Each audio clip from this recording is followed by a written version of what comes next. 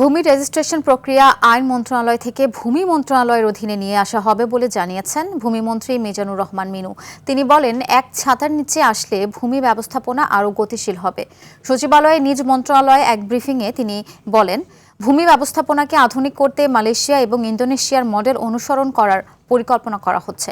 মন্ত্রী জানান, মালিকানা পরিবর্তন ও ভূমি বণ্টন সুশৃঙ্খল করতে ভূমি কার্ড প্রবর্তনের বিষয়ে ভাবছে সরকার। সাবেক ভূমিমন্ত্রীর দুর্নীতি তদন্তে নীরবে কাজ চলছে বলে জানান তিনি। রেজিস্ট্রেশন বিষয়টা হচ্ছে স্থানীয় সরকারের কাছ থেকে যে নিচ্ছে তাকে সার্টিফিকেট নিতে হয় সেই প্রকৃত সেই এলাকার লোক কিনা মুক্তমুখী। তারপর দেখা যায় বাইরের লোক ওখানকে বিভিন্নভাবেই নাগরিক সেরে যায়।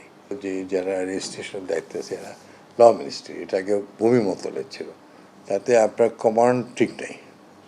সেজন্য আমরা এক ছাতা নিচে নিয়ে আসছি, এটা সরকার রাজি হয়েছে।